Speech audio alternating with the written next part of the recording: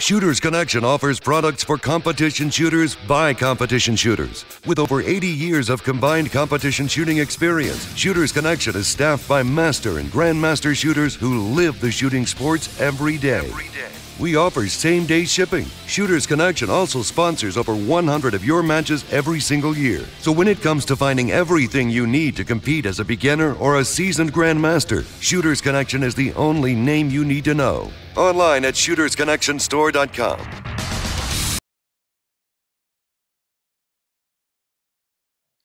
All right, what's up, everybody? This is the Hit Factor podcast, as you just heard, brought to you by Shooters Connection. If you are on all of our YouTube or even on our podcast apps, hit the link, and that'll take you to Shooters Connection, and they'll get some numbers from us on that, so that would be great. Speaking of Discord, there are open spots in Discord. Jeff, I guess I can't call him a communist Nazi because like that people get offended there. But I mean, he's a dictator. I don't know what he is. But we don't have to I don't have to be evil. It's just like there's 100 spots available. There's 100 spots available if you pay him. Like you got to pay Jeff. Us. It's us. It's us, but the money goes to Jeff, and I haven't seen any of that yet. So do that. Go on Discord. The Discord actually is pretty fun. For the people who are on there or have not been on there, I've been enjoying it. It's kind of a nice, like it's kind of nice to have like a room like with a bunch of people, but it's still private somewhat, if that makes sense. Whereas like social media, everything like it's 100% public. So it is, you know, get on there and Jeff likes to bash everybody that he doesn't like and stuff. So that's really good. Yeah, that's all I do. I just get on there and bash people. Yeah. Travis is getting uncomfortable. We don't need to talk about that. No, in reality, like I post in there like almost every single day what I'm training, like what I did in dry fire. If I live fired, I talk about where I live fired, talk about the focus, talk about how it went. If it went really shitty, I talk about that. Yeah. I mean, I post in there what is going on with me shooting wise almost every single day. So yeah, and the training part of it, like the training room part of it, like I think there have been a lot of people that have seen a lot of good benefits from that. Like they're motivated to like work out, like they haven't been working out, and Jeff's on there, and like people like post like they're just kind of getting back into working out, and Jeff's like super like positive and like encouraging, and I kind of come in there and I'm not that. Like so you kind of get both sides of the coin, but Jeff is great about being like super great at like he's like encouraging. So like I think that's been motivating for a lot of people, which is cool. Very cool. Also, like, comment, and subscribe on our social media on YouTube. If you are listening, we will try to respond to everything that we see, and we can. If you've commented and we haven't responded, we probably just didn't see it. So we will try to do that. Speaking of the Discord, this is the episode that, like, everybody's been waiting for. We finally have the conclusion results of our speed reloading contest. And so with us tonight, if you guys have not seen, it's myself, Jeremy Reid. Let's see. I'm supposed to say we're supposed to like give our titles, but I think I'm M class. I think I'm a 60% M class in production. And then we have Jeff Cawthon, who I don't know how you want to introduce yourself, Jeff. I don't know. Yeah. I don't have a title really. Great. Nothing good. And then we have like the legendary Travis Tomasie is joining us once again. He is IPSC like World Shoot winner, Nationals winner, and more importantly, like he is like the reload king. Like it doesn't matter who you are in USPSA, Travis Tomasie is the go-to, like the best reload in USPSA, and so we couldn't let him compete. Nice. We could not let him compete in this contest because then nobody would have entered it. But he was kind enough to come back on and be our judge. So he has slaved away looking through everybody's videos, and he has determined the winner of the show. So I'm going to turn it over to you a little bit, Travis. So like it was just one. We were just going to have one winner, and then looking through the videos, you kind of you wanted to change the rules a little bit, which is ended up there's multiple winners. So explain a little bit about that. Yeah. Hey guys, thanks for having me on, by the way. It's an honor and I always enjoy it. So it became apparent looking at our entries that you had half of the group was doing a reload where they're changing the mag and dropping a spent mag and reloading a new mag. And then the other half of the group was simply loading and not managing the mag catch and the mag release and dealing with a mag in the flight path, if you will. Mm-hmm. So I thought, it is a little bit different. So why don't I take a look at who's the best at this and who's the fastest at that? And that's kind of what I came down to, separating it into basically two exercises, if you will. Yeah. So Nice. I'm curious, because we're seeing all these, like all the submissions of these videos, like they get submitted and stuff. And you're sitting there looking, it's like, well, that looks really fast. And then you look at this one, it's like, well, that one looks really fast too. I'm glad I don't have to judge this because I have no idea how like there's not a timer, right? We specifically said no timer, no part time. So are you sitting there are you slowing it down frame by frame, or using like a stopwatch and like seeing if you can figure out who's the fastest, or is it just like that looks really fast? I want to go with that. Yeah. So that's a great question, because how do you quantify something like this? Exactly. Right? You don't have the shot timer. You don't have a live round. And I spent quite a bit of time doing remote training. So I have software that I analyze people's techniques and I can slow it down. And it gives me a pretty close to an approximation. But I will say, guys, this was tough. This is a hot seat. Oh yeah. I'm glad it wasn't me. Yeah. No. And we had some really close. They were really close. It was tough. It was tough. Oh yeah. But it's at some point during at the end of this, you have to come up with a list, and obviously some of it is a little bit subjective. Sure. Yeah. 100%. Right. So Yeah, and that's so part of it. And what was your like judging criteria? Did you just like go purely off speed, or were you like looking at people's form and being like, all right, well, that was freaking clean, so more points for that? So I have to admit, I took off my instructor's hat for a little bit here. Mm-hmm. And instead of like looking at it like what would I fix or what would I want to change, I looked at it in terms of I prioritized speed. Yeah. Mm-hmm. Speed was a big part of it. Mm-hmm. I also a little bit of style as well. There you go. And attitude. I don't know how I could. Oh, I love it. Yeah. Yeah. Some attitude in there. And so, but it really, in the end, I think it came down to speed and efficiency. Yeah. Yeah. Cool. And I'll tell you guys, having done this I probably started this in the mid 90s. And back then it wasn't really something that you did. You didn't stand there all day and do these speed reloads in your house. And it felt a little bit of a solitary endeavor. I didn't have anything to right? I mean, I didn't have YouTube or social media, certainly wasn't posted on there. And you really, where it paid off is in matches to some extent. But when seeing people today that are so much more popular and that they're investing this time into it, I think it's pretty cool to see. I think we could argue that in terms of how beneficial is the match points, maybe it's not the most beneficial aspect that you could be investing your time in, but it is cool to see people doing what I went through back then. And it's just fun to watch and to see them putting in that effort. Yeah. So,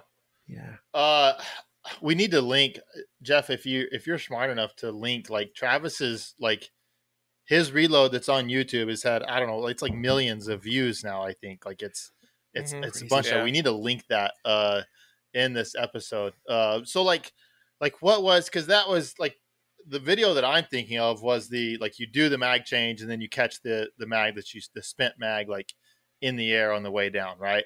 That was kind of like, that's the one that I think of. So what, like, talk us through like making that video, and at what point were you like, I think I can catch this, so maybe that'll make a cool video.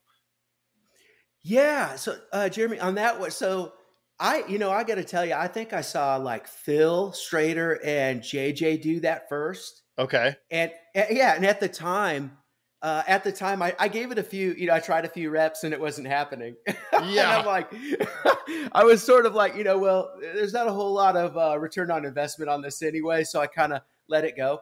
And then later tried it out and it happened, just kind of happened. I was able to catch it.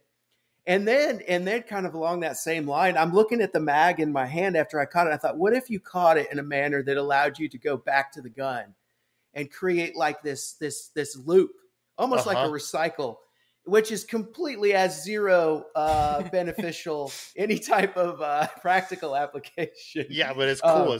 It's all get out.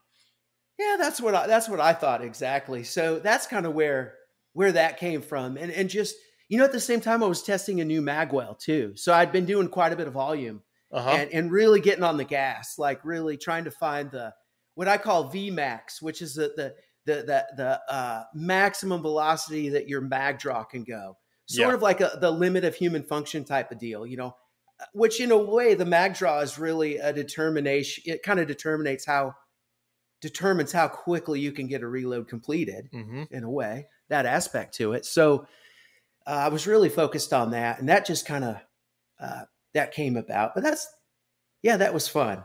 Oh, it's awesome. Yeah. Oh, yeah, dude, it's great. It's iconic. Yeah, I mean, I think that's appropriate. Yeah. Okay, so enough making Travis is turning red. Like we're enough making him blush. I'm blushing. All right, so you got two categories. However you want to. Do you want to like go like top? You said you had top 3 in each one. I did. Yes, sir. I have top 3. Would you want me to go from like third to first? Yeah, let's go third to first. Okay, awesome, guys. Let's start with the reload first. The one with they started with the mag in the gun. Yes, thank you. Okay. Exactly. Yep, exactly. This was tough, man. This was tough. These were really close. I mean, it could change. It could literally on the time of day, I could change it. But Travis's word is gospel here. Like he is the reload king. And whatever Travis says, like there's no arguing this. Like it is absolute. Right. Yeah. And I'm actually gonna like drop these placements in the Discord as Travis says them. Oh, so that's awesome. We're going to go straight into the Discord from here. So which category was this? Sorry. So this is the mag change or the reload. I would say maybe mag change since they're dealing with 2 mags. 2 mags. Okay. Or however 2 mags. Okay. So it's a starting mag. All right. Yes, sir. Yes, sir. And we're going third place first. Yes, number 3. We don't have a drum roll, but you can imagine one. Yes. Number 3, yes, is Potato for Hire. Oh, right. Potato for Hire. Yes. Announced. He made it look good. Well, he was fast. That's good. Yeah, I don't know who... Yeah. Hell yeah. Okay. I don't know his first name. Yeah, no, we don't either. Okay. We don't. Okay, here we go. Number 2, guys. Woo! Pins and needles here. Number 2 is Headland USPSA. Okay. Right. Yeah. He looked good. He looked really good. Yeah. Sharp. This was fast. Yeah. Hell yeah. Yeah. Okay. All right. And high overall. So first place. This gets a hat. Okay. This gets a hat. Okay. Awesome. Yep. Number 1, Ryan Barnes. Oh, awesome. All right. Yes. Man, I'll tell you, he's been working hard too. Oh yeah. He submitted like 100 videos. Like he kept deleting them and then submitting a new one and delete one. He's like, I took 100 thoughts of this other one. So I mean, he was in there. I mean, he was working on it from day one. Oh man, I love that work ethic. Oh yeah. The funny thing is, because Ryan and Potato for Hire, they kind of look the same, and their reload motion is actually pretty similar. Very similar. Like they grabbed the mag the same and stuff, and so so I saw their videos and they were kind of posted like on separate days. I'm like, wait, you've already posted a video, and then I go back and look. It's like, oh, that's a different person. That's right. And this is a different person. It took me a while to figure it out. Yeah, and the facial hair and everything. That's an astute observation, my friend. Yeah. Yeah. So they were both gunning for it big time. So that's good. Good for you, Ryan. Wow. We got it. Jeff will have a hat coming to you at some point. Yeah. Yeah. Awesome. Oh, Great work, guys. Here's And the again, hats. yeah. Here's the Those hats. are cool. I can't wait to get one. I hope I can get one. Yeah, we got one. We don't want your head getting sunburned, Travis. I appreciate that, guys. I need all the help I can get. One for each category, and then we're also going to send one to Travis. So, and that will conclude the first run of hats that Hit Factor has done. Yeah, so those will be Wow. won't be able to get those again. Man, I like it. All right, here we Yeah, go. okay. So that concludes our reload mag, the mag change anyway. Yep. And so let's move on to the load. Woo, this was competitive. Very, very competitive. We had some really good. Yeah, this was hard. And I might even have some notable mentions on here. There were a couple of sporty guys in Oh man, in this one. Very sporty. They had good looking technique, good hand speed. Yeah, absolutely. Let's start with number 3. Okay. I'm gonna go with Scott. Yep, Scott's number 3. Okay. Yes. All right. Blazing. He is blazing. Great young man. Just fantastic. Coming up so fast. Yeah. He's really. I mean, he's been good for a while, but he's really stepping up his game here. He just made really top is. 10. He was 7th at single stack nationals this year. That's right. So he's picking up his game a lot. That's right. He really is, and boy, he's fast. That mag change was it was awesome. Yeah. Proud of him. He's putting in the effort. Number 2, this gentleman right here, and I'm not going to quantify it with the platform that he was using, okay? Because I don't want to take anything away from the speed. That is none other than Jeremy. Oh, that is too All kind. right. No, that was fantastic, my friend. And I got it. Okay, so the amount of style and panache in that video. the tank top, the sweatband, the music. I think it might even been like classic music. But yes. Oh man. And I saw some weights, so that's gonna obviously, that's gonna resonate with me. I'm a man of the iron. Yeah. So, and that was absolutely blazing. And it's funny because you'd put out some trailers for this where you just bang and you're banging the rim. And I think it went over their head. It was tongue in cheek. It was awesome. But people were like, trying to critique you. I'm like, man, I've seen him reload. He's doing that as a joke. Come on. Oh yeah. Yeah. I mean, if you're going for raw speed, like just pure speed, you're going to miss a lot. Mm-hmm. A lot. That is the truth.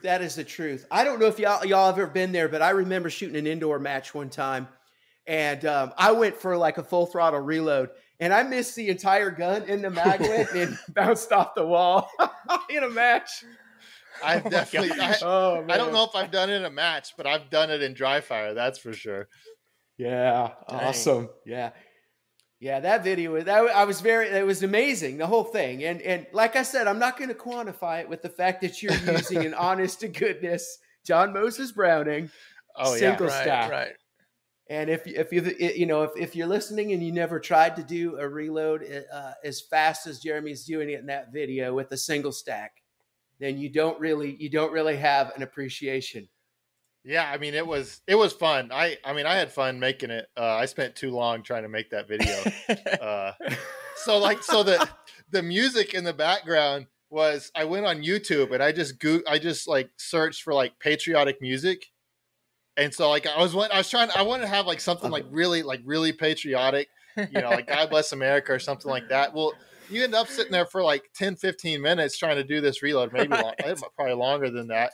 And so then you don't know what music is going to be playing whenever you hit that load. And so what was playing was not exactly you don't exactly think God Bless America as soon as you heard that. But it is what it is. It's funny. Now from my perspective, the outside perspective, and seeing it, when you crush that load and then you show the bottom of the gun to the camera, there's this crescendo in the music. It is yeah. perfectly timed. Yeah, perfectly I'm like, edited. did he do that on purpose? It was awesome. Yeah, I'm gonna nail the load right here, and then I'm gonna show. Yes, one. exactly. Yeah, no, that was fun. Yeah. I had fun with that one. The I weights are loved purely it. props. I don't know how to pick them up, but the weights are purely props.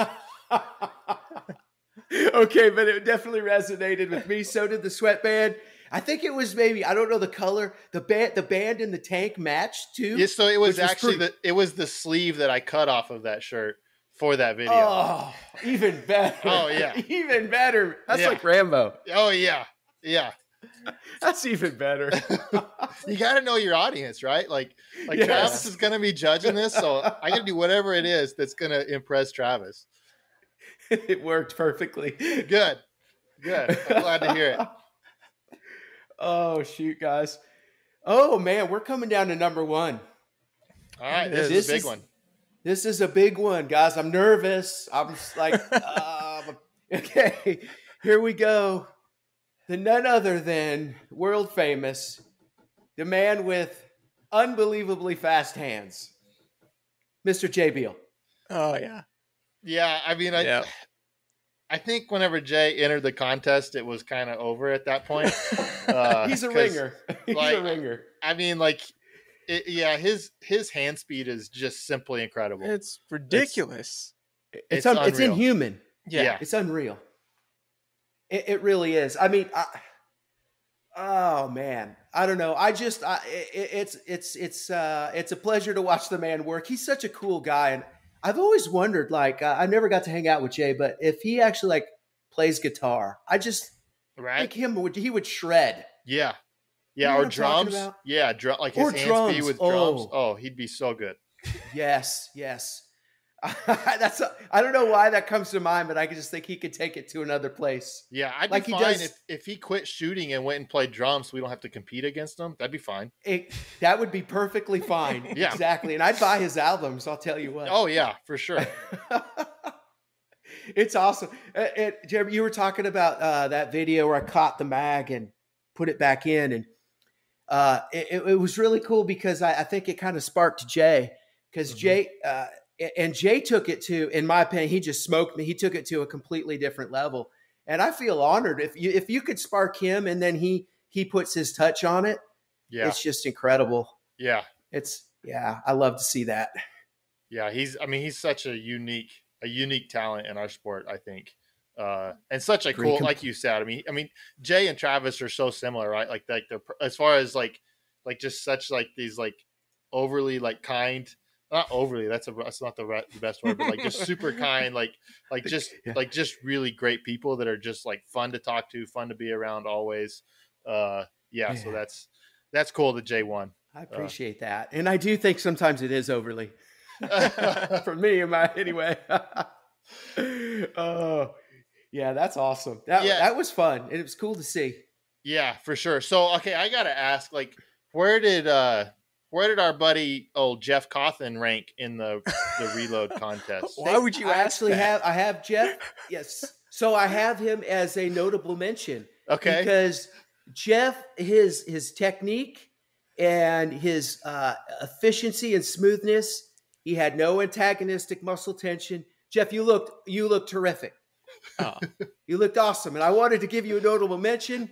And at this point, you're clear. You could apply more throttle. Oh, thank you. And it was just yes, dude. You looked really good. What gun? You wouldn't believe the shit they gave me in the Discord when I posted that. They're like, "Where's the bloody knuckles and the effort and the rage, man?" No, they were not pleased. There wasn't any rage. No, they were not pleased. They were very disappointed in my entry. Oh man. Well, which gun were you using for that? The Canic.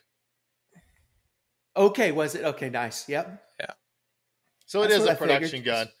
Jeff's never shot with like a limited gun, like big, huge Magwell 2011 mag. Like, I think that would actually be good for Jeff, like from a speed standpoint, because like there's so much more margin for error. he'd be able to work on just speed without having to worry about hitting the load. I agree completely. Absolutely. You could take like a little break and do that and work on, I call it velocitization. It's acclimatizing to a new velocity. You could just get in there, and step on it. And it's so much easier. Like Jeremy said, there's more leeway there. So I think you would enjoy it. We should, I mean, I'm not going to sign Travis up for this. We should have like live lessons, like come out every month with Travis and Jeff just working on like his reload speed and see if like how long it takes for like Jeff to get like a really fast reload. I like it. That'd be awesome. I would totally be into that. Dude, at this last like, Jeff, you need to velocitize your hands. Exactly. Velocitize. No, at this last major I went with John Luke up in South Dakota at Great Plains, I was like dry firing before the match that morning in the hotel room, and I like did a reload, and he was like, "Dude, I think that was faster than your speed reload challenge entry." I was like, "What? Come on." Probably was. Well, thank you, Travis, for doing that. That was a lot of fun, just like having the competition, but then actually getting to have you like come on and talk about it and be involved with it. Really made it a lot cooler than just if Jeff picked winners. Yeah. Yeah. I mean, I think it's like the main reason people even wanted to participate, honestly. Oh, for sure. I agree. Yeah. I agree. Oh, you're too nice, guys. I appreciate it though, but I just feel honored that you'd ask me. So it was fun. Yeah, I was actually, I mean, like when Jeff said, "Yeah, I got Travis to be our judge," I was like, "Really? Like that's awesome. That's going to be great." I figured you were going to be too busy, but Travis is man of the people. He's never too busy. Oh yeah, he made time for us. Thank you, Travis. Thank you. All right, so moving on from the Speedload contest, Travis and I shot nationals it's been a few weeks, but I haven't been able to be on to talk about it.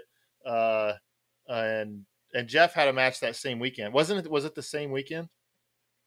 Jeff, that you shot Great Plains? Yeah, I think so. Yeah, so Great Plains was the same right. weekend. It's a little weird for me because I've already shot Area 1 too. So like I had to digest what happened at nationals, which was probably good that I didn't come on like 2 nights after I got home. But then had to I have like another match that like I've already switched to limited, and like I've got another match to kind of digest. Right. But so Travis, just as far as the match, what did you think? We're gonna ask Travis because Travis is gonna give like all the positives of nationals first. I'll try, and then I'll talk about nationals. So like just the match itself, like for the people who weren't able to shoot it, like what did you think of the match and how it was set up? I'll just say like it was in Talladega, Alabama at the CMP marksmanship range. It was shot over 2 days, and I think did we shoot 15 stages? Am I remembering correctly? Yeah, I think that's right. 15. That sounds right. I think it was 15 stages, like right at 300, 310 rounds for the match. That's right. So with that out of the way, like what did you think of the match, Travis? Well, I did think that it was a pretty good balance in terms of skills tested. You know, we even had somewhat of a standards out there. Mm-hmm. We had some strong hand weekend.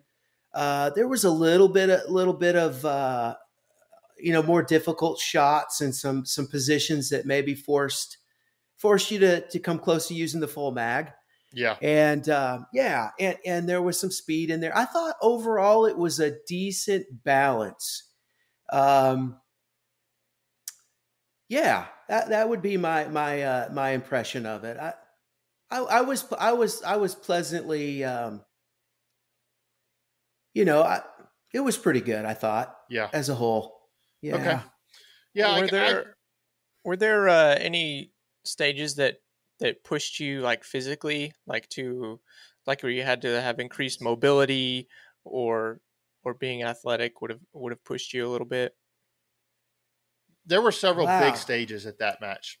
There was quite a bit of movement in a few of those 32 rounders. Were they 32? I imagine. I mean, they were 30, Yeah. 30. They were up in 30, that, 30 kind of okay. that 28 to 32 range. Yes, exactly. Quite a bit of movement, several positions. And, there was, I think in terms of mobility, there was a low port, but it wasn't very low, if I'm remembering right. It was a Rob Latham friendly low port.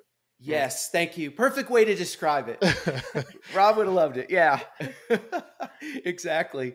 But there was a lot of movement. There was stage one was all steel field course, which was interesting. There was a lot of poppers sitting behind other poppers, overlaid, whatever you want to call that. Yeah. And I didn't think particularly there was anything too difficult. No, I thought overall the match was it was a challenging match. Like it was on the harder side for what we normally see. That's kind of my impression of it. There were lots of movers, which are fine. But there were lots of movers, and that's right. And a lot of them that were like, they weren't like, you didn't have like full target, like they were partially covered. There was several timing places to try and figure stuff out timing wise. This was different than last year's low cap nationals, in that last year's low cap nationals was very little movement. It was very simple shooting. This was the bottom half of the stages on the bottom half. There were several big stages, that required you to move quite a bit. Which I was pretty happy with that. I thought that was good. The all steel stage was a booger of a bear stage, because it was 24 rounds, and I would say probably 8 of those were big poppers and all the rest of them were mini poppers. Yeah. And a lot of those were in that 15 to 20 yard range. Yes. And so it's one thing to hit 1 or 2 of those at that distance, but to hit 10 or 11 or 12 of those in a stage. Yes.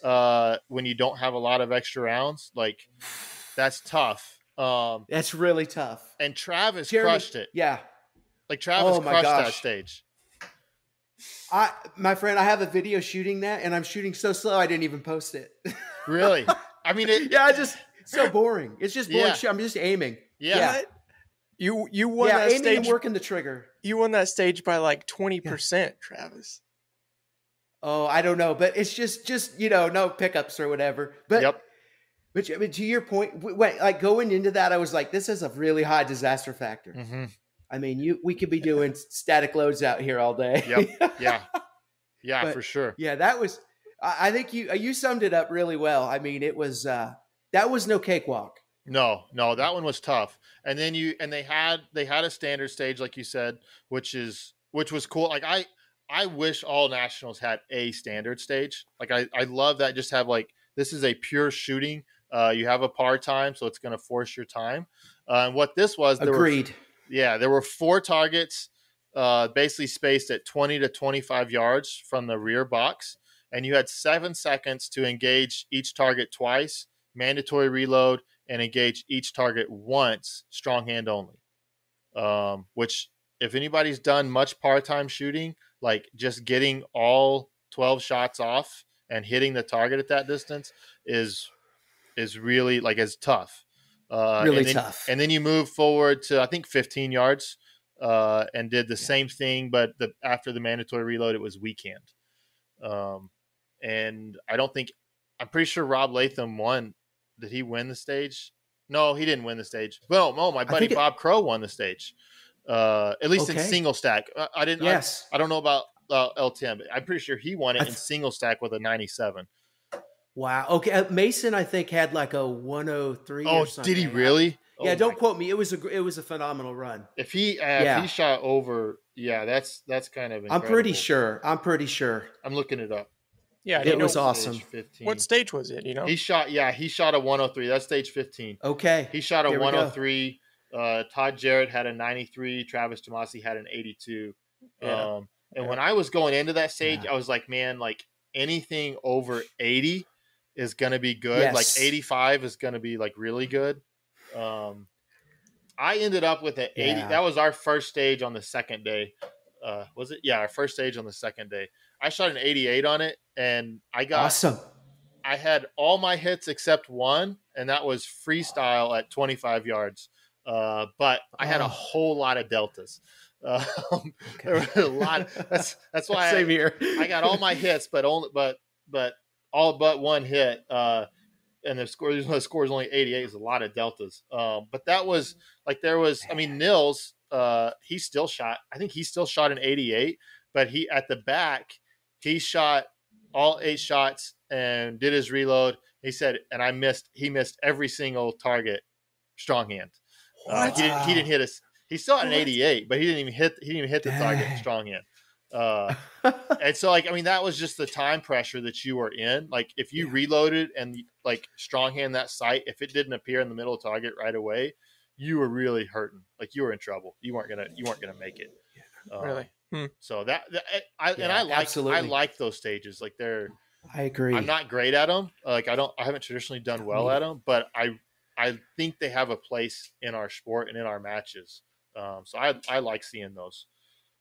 Yeah, I agree. It was refreshing to have something like that again. Yeah. And even though I wasn't prepared for it. I didn't really practice that, but still I would like to see it more often and actually train for it. And I think it's a skill we need to have. We need to be able to on the spot do that. So on the spot, be able to draw and hit stuff. Exactly. And the par time says like you can't just it does kind of make it so that you can't just hit A's at the pace that you're comfortable. You have to hit A's at the pace that you have to go. And sometimes for some people it's a decision, because you could honestly, you could have not shot a single shot strong hand only. That's right. And if you had just drilled A's in 7 seconds, 4 A's at 25 yards, then you would have been ahead of the game just about. Absolutely. And that was interesting with that, because of that par time, you had people, coming up with a strategy that way. Mm-hmm. And Jimmy, like you said, if you take 7 seconds to shoot freestyle all A's, which is doable. Oh yeah. But there's this little, this little thing in the back of your mind saying, yeah, but I could hit the load and get back on their strong hand. So I really thought, I was glad it wasn't a slower par time and it actually presented that dilemma, that challenge. That was pretty cool. Yeah. That one was good. The other thing really they did at the match that I liked is they forced some strong hand shooting by using ports where you had to pull a rope down, and then you had to basically hold that port open with your weak hand and then shoot through it with your strong hand.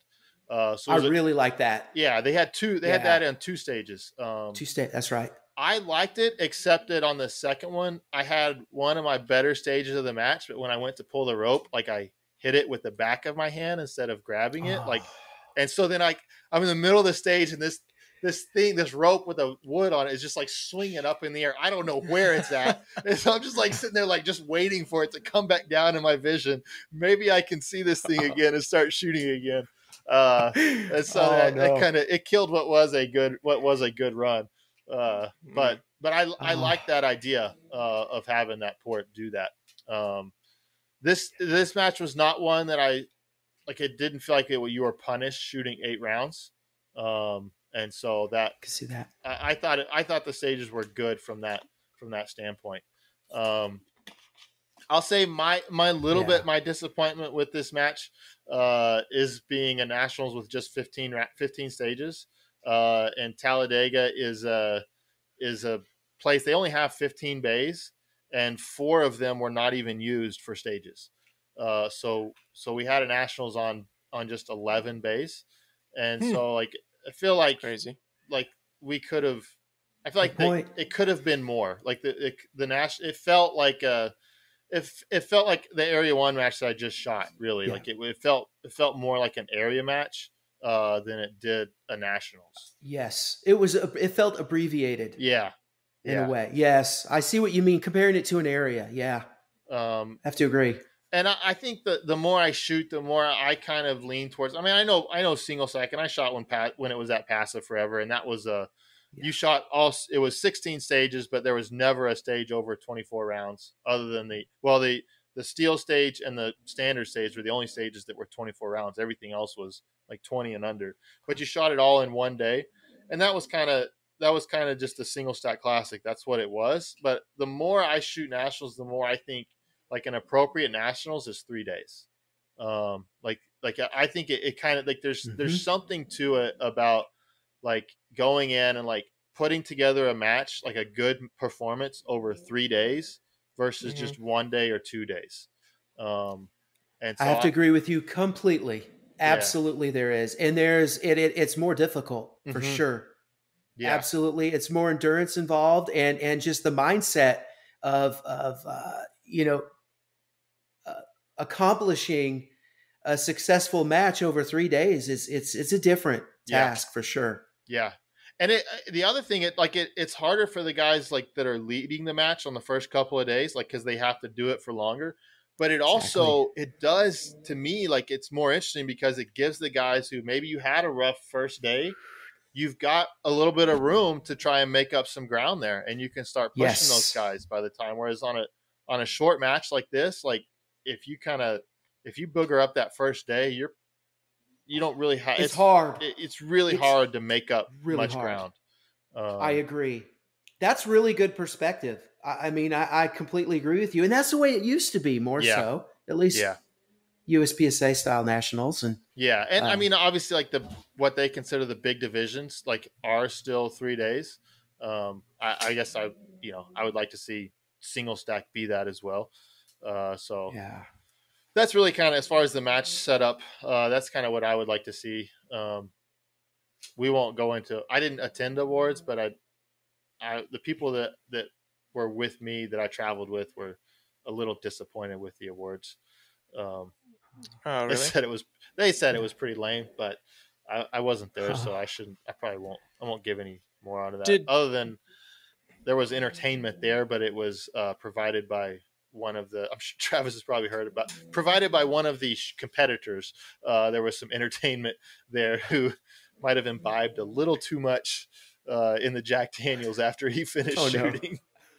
What? I hadn't heard anything about that. I actually didn't hear about that. You guys haven't heard about? Oh no, I totally missed that.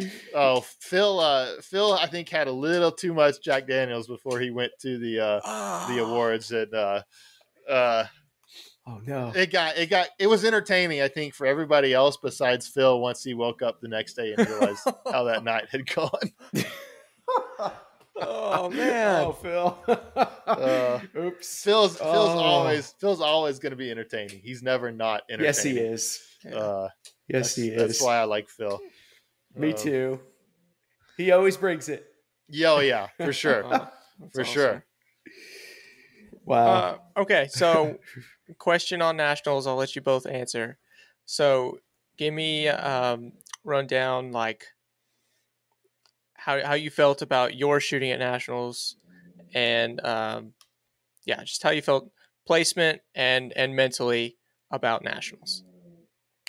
Who do you want to go first? So Travis finished 5th place in L10, and keep scrolling. You got to keep scrolling, buddy. Oh, it's not that far. Jeremy was just out of the top 16, 17th in single stack. So yeah. Let's start with Travis. Okay. Oh man, it's painful. On the positive side, I had maybe 3 or 4 runs that were where I should be and were decent, good performance. I made a Word file while this was happening on the mistakes that I was making and that things that I got to work on. And it went on too long. I'll tell you what, there were so many mistakes. I was not happy at all, but I do feel, taking a positive out of it, I've got a lot of good stuff to work on and mitigating the mistakes. Oh my gosh, guys, if you were watching me, you would just be like, when I was done, you'd just be like, walk by, don't make eye contact. You know what it's like when you're just like, let that guy just kind of bask in his in his misery on his own. I don't want to say anything. He might bite me. Yeah, that's kind of how it was for me. Yeah, it was. So how like dang. So I mean, it sounds like kind of just. you weren't hampered by just being too slow. You're just hampered by mistakes. So like Mistakes. I just, are we talking like just shooting mistakes, like missing on steel and stuff like that? Yeah. Absolutely. Funny you mentioned that. Missing on steel. My setups, my positioning was bad. Okay. The night before, I had the cops come to my room at like 2 a.m. for a domestic. I'm in my room alone. Okay. So obviously I'm not beating anybody up. My wife's at home, guys. Come on. And they came to the wrong room. And I have an issue where you wake me up. I have a hard time going back to sleep. Yeah. Maybe you guys have some tips for me. I had some melatonin. Yeah. But it wasn't working. Oh man. So yeah, I was low on sleep. That's not an excuse because I've shot some great matches with literally no sleep. Yeah. Due to missing flights and things like that, where I was like, wow, I need to do this more often. Yeah. But this time I felt like it did affect me, and my balance was off, and I wasn't processing the visual input very good. These are just excuses. I mean, it's not something that. Well, but I mean, need to it's figure out. Yeah, it's stuff that you're working on, right? Like, I mean, I don't necessarily know if that's it. I don't know if it's an excuse. If it's just an observation of what happened, I don't necessarily know if that's an excuse. Okay. So then what is like because it's funny that you like you say you had misses on steel, but then the all steel stage, which was like the most demanding on that, like you were able to just go up there and just crush it.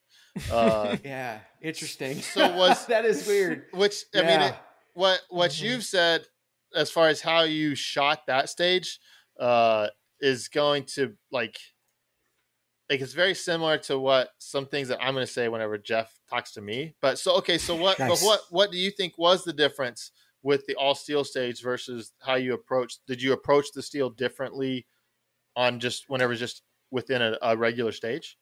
Wow, I did approach it differently in that I completely let the gun settle on every popper, and I visualized that so many repetitions on the all steel stage. Yeah, yes, sir. Okay, exactly. I mean, I had shot that in my mind, visualizing it probably well over 25 times. Yeah. And adding like tactile feedback of feeling the trigger with equal amounts of light around the front sight on the popper, and put so much detail. And Jeremy, it's a great point that you bring up. And why don't I do that on the other stages? Obviously I wasn't feeling the best at that point. That was on day one where I had the lack of sleep. But why not do that everywhere? That's tough. Sort of what right. It's tough. Mentally to do that on every stage, even half days, like that's mentally very hard. Very good point. It is it's taxing for sure. And maybe it was just looking at that stage like, okay, it requires a certain amount of discipline. Yeah, absolutely. And so that ramped me up. So even though I felt tired and I did what I needed to do, and maybe I in hindsight, I should have put that same amount of attention to detail and effort into the other stages. Like it would be just like one of the big stages coming into position and then, sending 2 or 3 at a mini popper. Some of those big ones had mini poppers way out there. Oh yeah. And I'm just wasting time on it, and then bump my load. And then, so I definitely felt like I wasn't myself, I would say. Yeah. Yeah. I mean, I think that's good for our listeners to hear. Like, I mean, Travis is one of the most experienced shooters in our sport, like extremely accomplished. Like I said at the start of this, world champion, national title winner. I mean, he's been in the sport for forever, and yet still, like, looking back, it's like, yeah, I probably made a mistake how I approached some of these stages. And so, like, I mean, I think that's good for our listeners to hear that, like, even with experience, like, you still make mistakes like that, that are fixable. That's right. So, I mean, I think it's tough to admit that publicly. So I appreciate you being willing to like talk about it, like, on our podcast. Cause a lot of people don't want to talk about their bad stuff. But I think that's where most people learn. They learn more from the bad stuff and from hearing, like, if we just tell them, yeah, I shot awesome, and this is how, and I just was awesome. Like nobody learns from that. So no, I appreciate that perspective. Kind of a follow-up Awesome. question to that, Travis. How many matches do you think you've shot that you were happy with your performance at the match? Like completely happy with the performance? Holy smokes, that is a great question for the ages right there. Oh man. I mean, on one hand, Yeah, in same. 20 and however many years, one hand, yeah. Yeah. Maybe on a few fingers where I left and I'm like, nobody's going to touch that. But even in those cases, guys, there's still those glaring mistakes that I took with me, right? And maybe lack of focus, or looked at the stage wrong, or didn't do my due diligence on my visualization and my cognitive priming, preparing myself mentally to shoot the stage. Yeah. So it's, I could one thing I could tell you to answer that. I've never had one where I looked back and said that was like perfect. Right. Yeah. Which is a cool thing about our sport, isn't it? I mean, there's always room for improvement. Right. You can't bowl guys, a 300. You can't bowl a 300. I mean, Nils, oh my gosh, Nils at this match. Holy smokes, he smoked it. Yeah. And he's probably looking at areas where he could have improved. It's phenomenal. He shot phenomenal. And I didn't see him shoot, but I imagine it, even in his mind, he's like, I made mistakes here. I approached this wrong. I don't want to put words in his mouth. Yeah. But that does seem to be the nature of our sport. Yeah, for sure.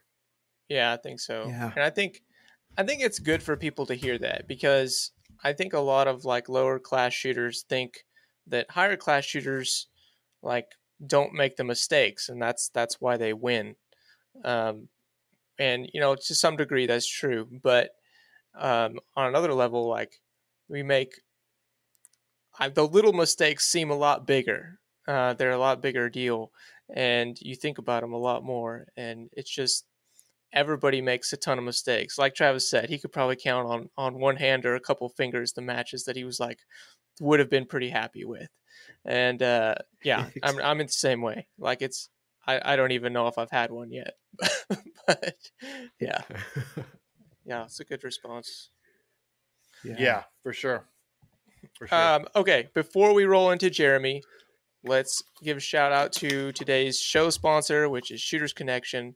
Shooters Connection is sponsoring today's show. Thank you, Shooters Connection. If you want to support the show and Shooters Connection, use our link in the description. Get you some shooting supplies from their store online. Shooters Connection is a one-stop competitive shooting shop. You can get anything you need for the range. They have tons of gun parts. They got timers, pasters. I was actually on there the other day and realized how well their search function was on their page.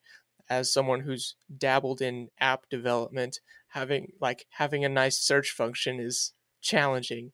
So anyway, they have a really great search function that actually pops up pictures of things as you're searching. Great function. But Shooters Connection sponsors a ton of matches, over 100 matches a year in this sport. The matches that y'all are going to, that we're going to, they're in there sponsoring. And Shooters Connection is run by competitive shooters. So be sure and support Shooters Connection and support the podcast. So thank you. Absolutely. Now, Jeremy, where would you like to start? Oh, just like hanging my head in shame. Like, I don't know. Like it was not a good match. Like Jeff said, I was 17th place. I got beat by a girl. So I can Sasquatch doesn't have to get on and give me crap for that, because I gave him crap for it. So I got beat by a girl. In everybody who shot this match's defense, Nationals in May sucks. It does. I mean, like that. I mean, this early in the season is not ideal for sure. Yep, less than ideal, suboptimal for sure. Yeah. So that, I mean, we should attack that on to just about the match. The fact that it's in May is tough. I mean, yeah, like I didn't have a good match. And I mean, it's unfortunately I'm in a place where now I've had a lot of not good matches in a row. Like I haven't had a good match in a couple years now, it feels like. And so like the problem with that is that now like your self-image is like you see this result over and over and over, and you can try to be positive all you want, but at some point if you're a realist like me, like you see what your results are, and so you're like, well, that's just the shooter that I am. And so like Travis is pointing at himself. I mean, like, so that's what I'm trying to overcome mentally, is that I am a better shooter, or can be a better shooter than what my recent results, or maybe not recent, but results here lately. I mean, everybody that's listening to the podcast knows that like I haven't been shooting well or really in a great mental space as far as that's concerned. So as far as my match, I had 4 stages that stuck out. The first stage of the match, which if you guys follow us on social media, like I have had terrible first stages like for forever. Like just my first stage has always been bad at a match. Like I always just start in a hole, like usually have a penalty. And like, it's just, and so like coming in this match, like I was going live on Instagram and like recording my cold runs in practice live.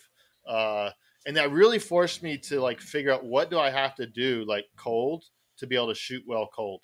That really forced that mentally. And I shot the first stage and I shot it decent. My buddy Bob Crow was shooting with me, who he was 6th, basically doesn't touch a gun and walks up in his 6th place. Bob is awesome. He's phenomenal. Awesome person too. Yeah. He's so good, in every way. And I hate him. But he's so good in every way. He's so good. And I know I love Bob, but, so like we both shot the stage and, we were both really, really close, time and hit factor wise. I mean, like a 0.05 hit factor apart or something. And we kind of finished stage and I looked, I was like, yeah, that was a good start. Like, I feel like that was probably like a 90% run. Like it's not going to be a stage win, but like, it's going to be like, if you have every stage go like that for the rest of the match, like you're going to have a great match.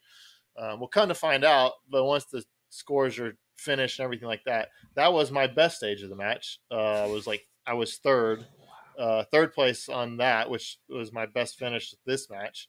And it like, I don't know, I guess I could look it up, but it was like 98, 97%. So, I mean, it was awesome. It was up there really high. And so it's like, okay, looking back on it, and Jeremy, what were you doing? You off, no, go ahead. Yeah, this was your first stage, correct? Yeah, that was my first stage of the match. Okay, let me give you. I got to give you some props, my friend. You do this cold. You do this on Instagram Live. That cold first stage. Do you know how much balls that takes? Well, it's tough, and it's tough, and it's incredible training. In my opinion, that's harder than a match. Yeah. And so it just makes me so happy to see that you got the benefit out of that, so that you had a killer first stage. Yeah. You're saying 97, 98%. You brought it. Yeah. And I mean, that's what you do. Yeah. So, and I mean, let your self-image focus on that. Yeah. And like, that's probably like the biggest positive from the match, is that I had a really great first stage. And unfortunately the all steel stage was my second stage. And like the nerves, like walking up to that, like the nerves that are still there, like, and I was trying so hard to do everything right. Like I was not rushing. I really wasn't trying to rush shots or anything like that. Yeah. It's just, I mean, 20-yard mini poppers, like you can you can miss those a few times in a row. And with the single stack, so I ended up with Travis got me about 8 seconds on that stage. Travis crushed it. But then I watched the Super Quad. That was their last stage of their match. And almost everybody, except for Nils and Dave Savigny, kind of fell on their face on that stage. So I didn't feel too bad about it. But so that was my first stage was I said I had 4 stages that stuck out. My third stage of the match was a stage that I went into. Travis, you'll be familiar. It's the one that had the tip out target and the bobber in the kind of that second position. Got it. Yep. And that was a stage that I went into, and I I felt like I need to push the time. I need to push a little bit. I need to be faster than what I've been doing so far. And so I ended up with 2 mics on that stage. Again, because I felt the need to push rather than just shoot to my sights and do what I did on stage 1. And that to me forces some bad mechanics. I had one more stage. I had another stage like that on day 2 where I really kind of, it was a stage we ended up having basically kind of a couple of arrays where you shot 8 rounds from each array, which they weren't like 10 yards. They were further than that with a couple partials. And for some reason, I felt that I needed to make sure that I was shot fast on that stuff. And the gun got away from me, and it was not good fundamentals. And I walked away with 3 mics. And it's like, okay, your match, like I gave up 80 to 100 match points on that stage. And I went to war on steel. Like and ended up shot myself into a standing load. I mean, like it was a really bad stage. And when you dump like 80, 90 points on a single stage, I mean, like just that stage alone jumps me from 17th to like 12th or 11th. And then you start to feeling a little bit better about yourself. And then my last stage of the match, like that was my like second to last stage of the match, was the one with 3 mics. Then my last stage of the match, it was like, I just want to get out of here. Like I want to be done. Like I was at that point, I was done. It was like, I want to get out of here and just not make a fool of myself. It was the one with the semi low port. It had 7 pieces of steel in that semi low port. So you really don't want to sit there and just waste a ton of shots and then do a sitting load. And it's not even a standing load. It's a sitting load. Exactly. You don't want to do that. Worse. Yeah. And so my only thought going into that stage is like, just put the sight in the middle of the target and just pull the trigger, straight. Like just put the sight in the middle of the target. It was really basically all my thought. Like, just don't make a fool of yourself. Well, that was like my second best stage of the match, and I was like 7th place on it. Wow. I mean, like it wasn't. I mean, Nils blew that one out of the water, and I was rooming with Nils, and he even told me like that was maybe his proudest stage of the match, because Dave had shot it well, and Dave was shooting minor and could kind of be more aggressive on those steel. And then Nils actually edged Dave out. And Nils is like, he's like, Nils, I shot that really well. And if Nils says he shot a stage really well, we don't have a chance. Well, I mean, like Travis does, but like us other mortals, we don't have a chance if Nils shoots one really well. He's going to own it. Yeah, he's going to own it. But it's just Nils. Yeah, so like those are my stage as far as just looking at my performance. Like if things to take away from that match, like what I need to like mentally kind of do and not do, like those 4 stages are kind of, they really stick out to me, to try and get that. So that's again, like not a great match for me, like not where I want to be shooting performance wise. Like I mean mentally, like I'm not gonna lie, like after I shot that stage on the second day with 3 mics, like I turned to Bob is one of my best friends. I was like, dude, this may have been the last match I ever shoot. Like it's just like I'm so sick of like going to matches and performing badly, that it's tough to be motivated to spend thousands of dollars to go shoot these matches. Like that's tough to do that over and over and be disappointed over and over.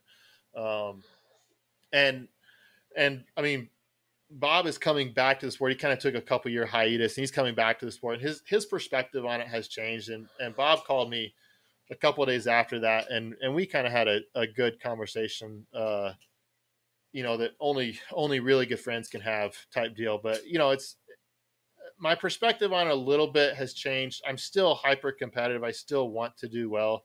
I just shot Area 1. I'm still disappointed with how I'm shooting, but I've kind of put this aside that like I have to shoot well to keep shooting. I have to shoot well to justify the effort that's put into it. I have to shoot, like I've kind of put that aside a bit, and it's like, man, like I have like you guys on the podcast, like the community that we have with the podcast. Like I really enjoy doing the podcast. Like the Discord is fun. I really enjoy just training, like just going to the range and trying to get better. Like even if we didn't have matches, like I would still enjoy that part of it.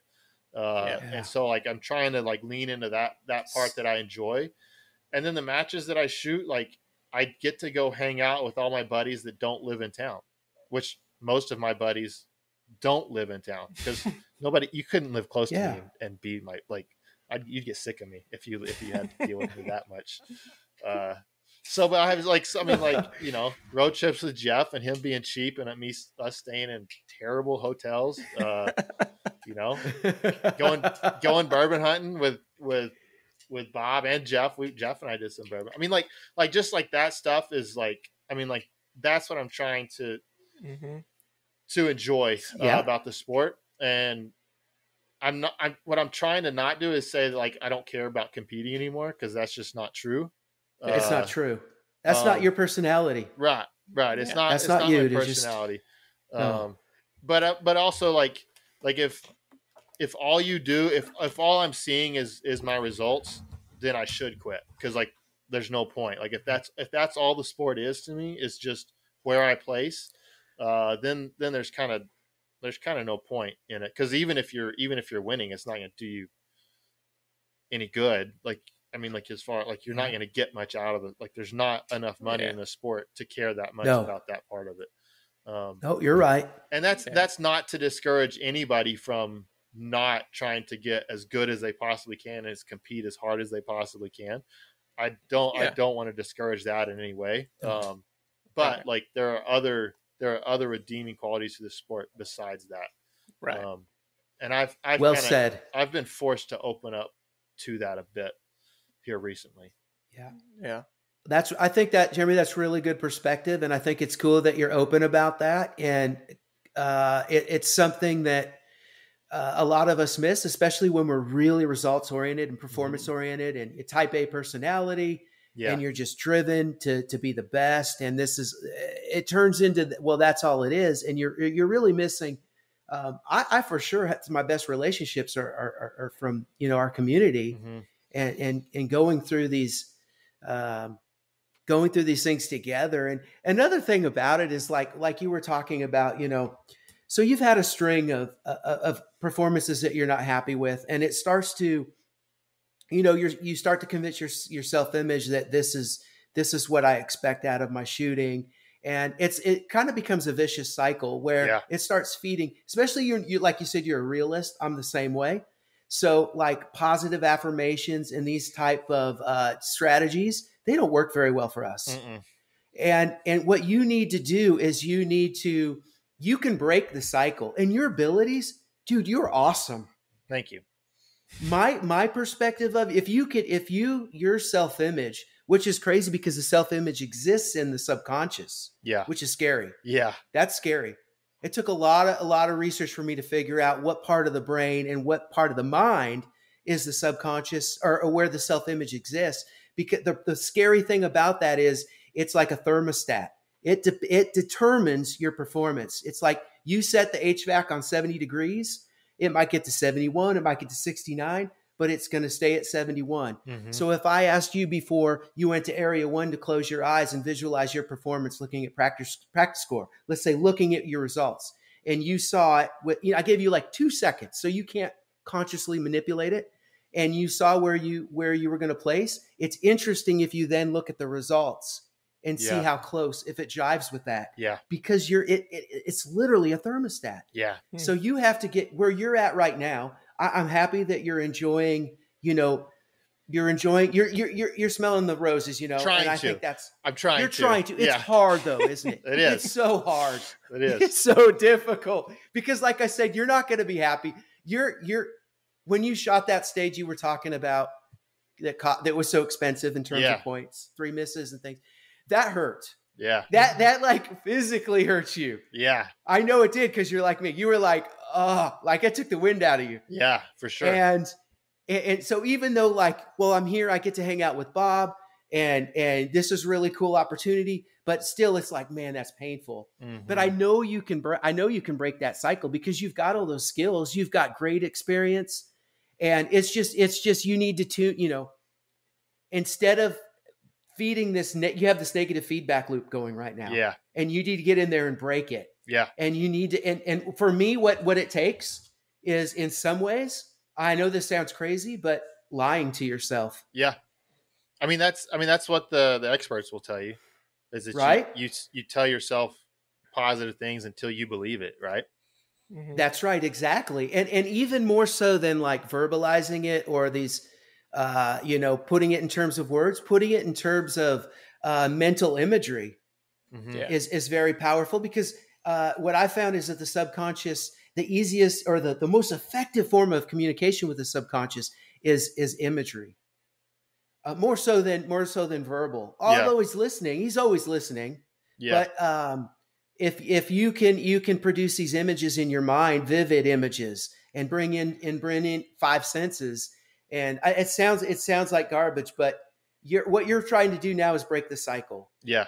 and start feeding and start putting some positivity into this loop that you have. Yeah. So Yeah. I'm interested to hear how Area 1 went. I haven't looked at the results. I didn't go.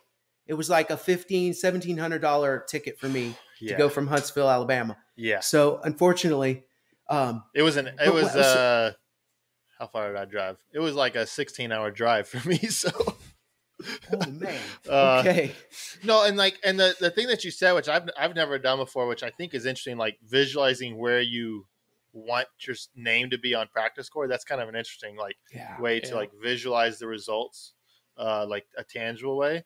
I feel like Jay's going to be sitting at home like he's in his ice bath tomorrow yeah. morning. Well, after this drops, he's going to be in his ice bath, and whatever his next match is, he's going to be He's going to be freezing for 5 minutes. He's going to be visualizing his name at the top of practice score. awesome. Which probably, I love it. like honestly, like the cold water treatment and visualizing where you. That's probably a good way to break the cycle, because you're Oh yeah. really uncomfortable physically. Yeah, I'm sure that would Huh. delve into that. I like that. Yeah, that's a good point. But so Area 1, Area 1 was an adventure. So this was, I went to Area 1. It was in Boise, Idaho. I have a mule deer tag for a unit in Idaho in October, and I've never been there before. So I Sweet. wanted to go. I was like, well, Area 1's Idaho. I can go shoot that, and then I can go spend a couple of days in the backcountry. So I ended up I put 3,200 miles on my truck, which in gas, it's Wow. I drive a Tundra. It's not the most fuel efficient. So that's basically $1,000 in gas, just in gas for that trip. And then I ended up just, so the backpacking part, I never put the backpack on because every road that I went to ended up running into snow drifts. There was still snow in the high country, and I couldn't get to the unit Oh my God. to go no. I was planning on going back at least 10 miles in, and the closest I ever got to where I would have bailed off was 10 miles. So I would have had to hike 10 miles just to get to my starting point. So I got to drive. I spent 20 hours in my truck driving around, just seeing all the different entrances to the unit, because that's it's all dirt roads, backcountry roads. It's really hard to access. So I did at least get some benefit, just seeing where all the roads were at. What are our different ways to go in? So there was benefit there. Awesome. I just didn't get any backpacking in. Man. Dang. The match itself, I shot with Nils and Bob, and I traveled with Nils and Bob, and Bob's wife. She traveled with us too. Which Billy, if you ever get to shoot with Bob, Awesome. the benefit of shooting with Yes. Bob is Billy is normally there.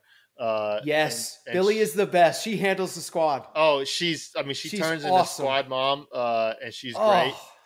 She's the best. And Bob is getting her a PCC at Bighorn this last year. She borrowed because she has shot, but she had a Glock, and she doesn't train a lot. She can't train a lot with her job, and just struggled shooting. And so Bob, he borrowed a PCC for that match because he had one in order, wasn't there yet. And I will say this, the PCC allowed her with basically she didn't shoot that gun before the day of the match. And she shot one mag through the function fire, but she was able to go through the match and hit every single piece of steel, right? Whereas with a Glock, you sit there, you only have 10 rounds in the gun. If you go to war with one, which I can certainly relate to going to war with something with a limited capacity gun. She was able to go through the match and have fun. And so that's really good. Billy's going to get to shoot a few more matches. She's not going to shoot all of them. She's going to get to shoot a few more matches in PCC, and that will allow her to to have fun with the match and not stress about the shooting, because it is so much easier with the PCC. So, I'm really excited for Billy. That is really cool. I was always hoping that she'd get to shoot. Yeah. And like you said, PCC, that's perfect then. Yeah. It's if you don't get time to train, and I'm excited for her. That's awesome. So I got to shoot with Bob and Nils, and like I do have to say, like Nils, we didn't cover like the results of nationals. I guess we should have done that. We've kind of moved on, but Nils won single stack. Dave Savigny was second, shooting minor, coming out of nowhere, and then fantastic. Elias was third in that, and then you had Mason won L10. Todd was second, and I think Gorka. Yeah, Gorka was third. Gorka shot with staff, which was interesting. That's right. That was kind of fascinating that they let him shoot with staff. Yeah. And then Poggi won Revolver, and he won it by probably the biggest margin that Revolver's actually ever won by. Hey, real quick. So that's impressive. Shout out to myself. In our predictions video, I called Mason to win, Gorka to second, Nils to win, Dave to second, and Poggi to win. So 5 predictions. So I had the 3 winners. That's impressive. I had the 3 winners. Who did I put? I don't remember who I had second. You also got Gorka as second. In single stack. You had Rob. Okay. So and then I had Paul Kerr. 2 years. Yeah, and I had Paul Kerr in third. Paul Kerr actually was fourth in single stack. Yeah. So Paul that's close. Right there. Paul's strong. Paul is really good. Paul is strong. Yes, he is. And I will defend my pick of Rob. Rob Latham had carpal tunnel surgery 2 weeks before the match in both hands. What? So he could barely. Oh, I had no idea. Yeah, I didn't either. Obviously, when we made that prediction, but he had carpal tunnel surgery in both hands, and he still placed top 10 with basically no knees, and there was lots of movement. It was hot and humid. That's right. Rob is an incredible talent. Impressive. Incredible. Legendary. So I'll defend my pick of Rob at second with the carpal tunnel thing. I think that's totally fair. I also had Travis. Yep. I had Travis coming in third, so I was close. Close. Hey, dang. I'm sorry that I missed that. Next year. Oh, it was rough. Yeah, there we go, guys. Next year. Hopefully better than that, too. Okay, so Area 1, shooting with Nils. Like, I think Nils is on a different level now than where he used to be. With iron-sighted gun. Nils shot production at Area 1 because he was coming off irons, and Nils, almost his entire career has been irons, and even like his admission, like switching to a red dot it just takes a longer transition than what he had going from single stack. So Nils left, he went home from single stack. Then the next weekend, like Wednesday, he went and shot IDPA Nationals or IDPA, maybe it was a regional match at Cameo in Grand Junction. Then he flew from Montrose to Houston for the NRA show. Doesn't touch a gun. Flies back to Grand Junction. He spends a couple of days in Grand Junction waiting for us to drive up to Idaho from there. And then now he's shooting the 2-gun nationals this coming weekend. But so Nils, like his first stage is maybe one of the most impressive things I've seen in shooting because no practice. Like I was staying with these guys. They weren't dry fire. I mean, Nils actually did pick up a gun and dry fire for like at least a few minutes the morning before the first match, like at least get his hands wet. But then like the first stage of the match is just, I mean, from my perspective, from an onlooker, like it's full send and doesn't miss a beat. I mean, like, has 3 or 4 Charlies and that's it. And it's just up and running for the whole match that way. And Nils had like his second day was actually for him, it was a little rough, but Nils having a rough day is a little different than some of us other people having a rough day. Big time. Like he shot himself into a standing load on a stage. Incredible. So that ends up being that he has a normal time instead of a Nils time. Yeah, right. What a beast. Nils is a beast. Iron-sighted gun. I've said iron-sighted major. Like he is the best of our generation. Like Absolutely. There's nobody. Iron Sight's major. Like there's nobody that's close to Nils in my opinion. Incredible. Like he won single stack this year by 7%. And he did. I mean, Mason was shooting L10 major, so he had 10 rounds in the gun, and that would have been favorable. I mean, that would have been better. And I mean, Nils still in the overalls won that by a couple percent. That's just how good Nils is. And also, Nils, his first days of single stack nationals was a standing load and 2 mics. Like he shot himself in a standing load and 2 mics. So he started the match down like 50 or 60 points. And then by the end of day 1, he was up like 100 points on the field. So it's just, I mean, and then so dominant. It is pretty insane. Nuts. How good he is. My area 1, I was really trying to just shoot the sights, like just put the sights in the middle of the target. I shot a clean match. I was basically trying to shoot a mistake-free match. I had one mic on a zebra target that was it was kind of dumb. I mean, it was a fairly close zebra, but it was just kind of dumb on a close stage, and I tried to push it, and I saw it, and it was on the edge. It was one of those, like, do you shoot again? It's like, maybe it touched the edge, you shoot again. By that time you thought about it, it's too late, and sure enough, it didn't break the perf. But otherwise, had a fairly clean match, and I was just too slow. I mean, there were a couple steel things that hurt me, but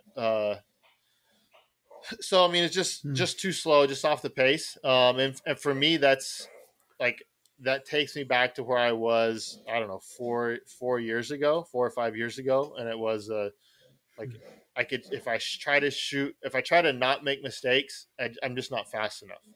Like I just don't have the speed if I'm trying to not make mistakes. Yeah. And in that, like, you can't shoot to not make mistakes. You won't win in our sport. You won't do well. Nope. Like that's not, it like, doesn't work. And so, like, that's what Travis was talking about. That's what I'm trying to get back to, is like shooting confidently again. And I think that's where the speed is at. I don't feel that I have to like drastically get faster. Like, even though my times are not where they're at, I don't feel like there's this drastic, I need to make a drastic skill jump. It's just, it's more of I need to make a drastic confidence jump. Yes. It has nothing to do with your mechanics. Yeah. Nothing at all. It's all confidence. Yeah. And so it sounds, that's interesting, because it's like at this point, I don't know, like my fundamental, like just shooting fundamentals at matches especially is poor right now. And that's causing me to have a very much a lack of confidence. So then it becomes a double-edged sword. Are my shooting fundamentals poor because of my lack of confidence, or are the bad fundamentals causing a lack of confidence? And it's tough to really know which one that is. And so luckily I've got like a 2-month break. I don't have a match until area 3. So I can kind of go back and just spend time, just go real deep on fundamentals, shoot a bunch of really simple stuff, and try to get hopefully some of that stuff locked in a little bit better. Absolutely, Jeremy, and just analyze your live fire practices and see how your speed and accuracy is looking. I mean, if it looks good there, especially once you're warmed up, and there's really no pressure. I mean, then we know I do feel like you're suffering from some confidence issues though. Yeah. And I think that's where you're going to get your biggest. I think you're going in with this. I hope this doesn't happen again. This is just a string of these. It's consecutive, this after that. So this area 1, it sounds like you were kind of in conservative or survival mode more so. Yeah. Yeah. And which is going to hurt those, you said you were off the pace and slow. I mean, that's obvious. That's 100% the result of that mentality, right? Yep. Of that survivalistic type of, and it's another thing about being in that zone. It's not fun. No, right? It's not. Not at all. It's really hard to enjoy. Yeah. And then looking back at it, you probably wish I wish I just would have just shot. Just shoot. Yeah. Shoot the sights. Stop adding all this superfluous information and detail into your brain. And man, another thing, just try to have fun once. Yeah. That's just have fun. That's tough for me. Like at a competition, that's so hard for me to. It's like any so time in hard. my life ever in my life. Like I've always loved competing. Like I played tennis in high school. Like always loved competing. And like if you ask me like if I'm having fun on the court, like when you do really well, yes. But like whenever you're like that's it. If you're losing, like are you having fun? Like, well. No, I'm losing. Like, no, I'm not having fun. Like losing. The truth, right there. That's the truth. So then people tell you, like, "Oh, just have fun." Like, okay, I don't know how to do that. Like, I don't. Like, that's a great suggestion. I don't know how to do that. Yeah. What you said, Travis. So exactly. I have to give a movie quote and I think I'm going to get this right, Jeff. Jeff's waiting for it. It's not a Rocky quote. So I don't know if you guys are familiar with The Last Samurai with Tom Cruise. Yeah. It is one of. I saw it logs. I think I saw it in the theater though. Oh yeah, it came out. Okay. I mean, probably 20 years ago. Yeah. Like I think it's one of the best movies. Like the art in it. Like it's an incredible movie. Yeah. So if you guys haven't seen it, like you need to go see The Last Samurai. Again. Like it's probably my top. Like if you take out series, like it's probably my top 10 all time. Mm-hmm. But like, there's a scene in it when Tom Cruise is like learning how to be a samurai, and he's like learning how to like he's learning how like the way of the sword and all this. And there's this old dude that's like teaching him, and Tom, like they're in this sparring match, and Tom Cruise is getting his butt kicked, and this old dude comes to me and says, "Too many mind, no mind." And like I resonate that, like Area 1, I very much resonated that. Like I think the best way to shoot is to shoot unconsciously, right? Like you just go up there and like you turn the mind off and you just shoot. I can't, like, I feel like if I do that right now, it's like stuff starts going haywire. Like it just goes to pot. And the problem is though, like is where my mind is at, like it's bouncing around, like it's bouncing to like grip, trigger control, like sights, like, like, oh, this isn't going, like, then you really start, like, it's like, oh, this isn't going good, or like, oh, that's got, well, like it's just like your mind is just like going berserk. And man, that's absolutely hard. That's hard to be fast. Like you can't be fast like that. It's almost impossible. You can't. And we know the conscious mind has issues processing a lot of information. Mm-hmm. And you can't process as much as the subconscious. You know, bits per second, it does like 60, and the subconscious can do, they're saying now billions. I mean, they used to say like 11 million. Yeah. But and you're perceiving all this input through your senses. And another thing is your conscious mind really can only focus on one thing. Yep. So it's bouncing, right? It's going, okay, grip. Maybe it was trigger this time. Maybe it was the fact that the front sight was right in the notch. I mean, whatever it may be. And it governs really your performance. I mean, you really can't get to the speed that you want, right? Yeah. I don't think so. I mean, it's debilitating almost. Yeah. Oh, I feel like it has been for me. And so like that I want to try to get to where I can and shoot more, think less, do all the thinking, as you said, in the visualizations, do all the thinking there. Yeah. And then when the buzzer goes off, you're just enjoying it. Honestly, like when the buzzer goes off, you're just having fun because you're shooting a gun fast, hopefully, and hopefully hitting stuff. Good point. And I'm not there right now. Yeah. Like it's just not there.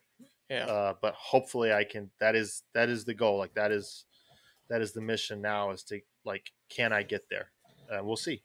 Yeah. Yes. I'm confident you can. Well, you've been there before. Yeah, absolutely. So, I believe you can. Well, I appreciate that. I think it would be good just to have, get one good match in one good major in the, like you have Area 3, you've got like 2 or 3 months now. Mm-hmm. Figure out whether you think it may be any skills oriented. If you think there's any area in the skills that you need to bring up, and which you can do easily. You can hammer that. I know you can. And then it's breaking that negative cycle. Yep. Start adding positivity in there. It's not like I'm going to win area 3 and saying it 5 times every hour. None of that stuff. I'm talking about try the visualization and not just process based, like seeing these mini poppers fall over as the front sight lifts off beautifully and feeling the trigger straight back, pressing it straight back, but also maybe some results based visualization as well. You know, what's it like driving home in the tundra after having a match that, I haven't had a match that good in a while. Yeah. This feels really good. I'm going to go get some bourbon. Right. Yeah. You know, this feels great. Yeah. Get you back on track. Yeah. Yeah. Yeah. Try some of that too. I definitely need more of that. Yeah. I like it. Were you worried about me, Jeff? Yeah. After you looked at results, were you like, oh no, Jeremy's going down the rabbit hole. Yeah, I was worried. I think that was justified. I was worried.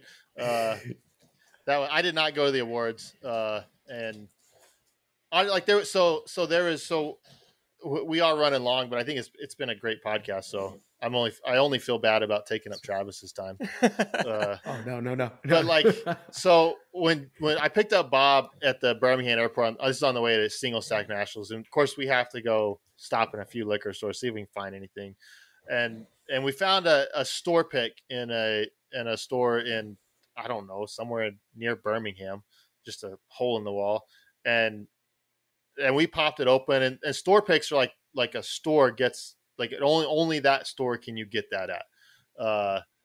And so we get it and we open it, it's like, this is really, really good. And we knew the store had an extra one. And then we start looking at the date on the bottle. That bottle had been in that store for 3 years, which is, I mean, it'd been in there for forever. It's like, you'll never see another one of these again. Like it's one and done. And then I had that match and we had talked about going back and getting it. And I mean, I left the match and just got on the road. I had a 14-hour drive home. And so I just got on the road and drove. And so I didn't stop and get anything and didn't really think anything about it. And Bob and Nils and Jed, they called and they called and, just expressed it like they missed that I wasn't there to hang out with them that night. And that meant a lot, like just that, because I was like, man, nobody wants to hang out with me tonight because I'm not going to be much fun. But I mean, like just them calling, like saying that. But then I get to Bob's house before Area 1, and they had stopped and they bought another bottle, and then they gifted it to me. So like that was, wow. I mean, like, so it's like how can you give that up? Like it doesn't matter how bad you shoot. Like if you got like friends like that, like giving up shooting means you give up that. Yeah. Like you give up those relationships. And so I mean, like I'll be honest, like right immediately after nationals, like I really thought like this might be it. Like this might be done. But you can't give up. I mean, like there's too much. No. It's not just giving up the shooting, like just the relationships and stuff that you have are worth so much more than any match that you could ever win or anything like that. So yeah, that agreed, was 100%. Yeah. Yep. So yeah, so I'm not quitting. Well said. So thank goodness he's not quitting. You're out of luck, Jeff. You're like, man, he's gonna quit. Like he won't be messing up this podcast anymore. Like no, I was worried. Nice I was worried about not having rides to matches anymore, man. That's what Jeff was worried about. That's what Jeff was worried about. Man, the truth comes out. Is my truck gonna be able to make it on these cross country trips? Thank God. Oh, that's funny. Man, that's awesome. All right, you guys got anything else? Jeff, you have any more questions? I mean, we have questions, but let's call it a night. I think. Travis, like, thank you so much for coming on. For not only that, but like the time that you spent, like with the speed reload contest challenge, like yeah, man. That, like we really appreciate it. Like I know that, like you took it serious. Like you didn't just like glance at the stuff. Like you actually took the time to go through and pick a winner. And that, like, that's awesome. That is great. Like we really appreciate it coming on. Like I have a feeling this is going to be one of our listeners' favorite episodes again, which means we've got to have you on more often. So we may be bugging you more in the future. We just need to have like a monthly. Please do, gentlemen. Like we just need to check in with Travis, have a chat with Travis. I like it. So I'm all up for that. I think that sounds good. Awesome. Awesome. Yeah. Well, that sounds like you're committed now. It's set. No, So, but but yeah, yeah, I Thank do you, gentlemen. Yeah. do Thanks, very man. much Thank you for appreciate having me on. And it was an honor that you invited me on to do this. And I think it's really cool, guys. I appreciate it. And it was again, it's inspiring to see people out there working and doing this. And keep it up, guys. If I didn't call your name, you looked good, but you just keep it up and you'll be there.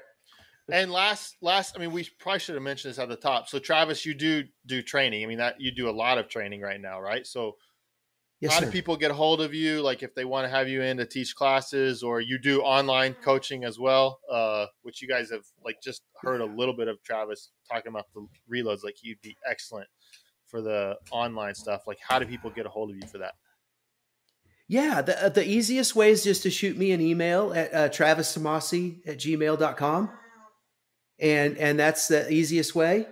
And yeah, I would love to hear from you. And hopefully I can get to work with y'all someday. And Yeah, we'd love absolutely. to have that. We've tossed around the idea, just beginning of tossed around the idea of having like a, I guess we'd call it a summit. Other people call it a summit, like having like a hit factor summit. That's a cool idea. We'd have to have Travis we'd probably have to go to Travis for that to happen. Yeah. But that would be cool No, to do something like that. But thanks again. Like, we really, really, really appreciate it. thank you, gentlemen. It was great to be on again. Hope to be sometime soon. Absolutely. Thanks, Travis. Thank you.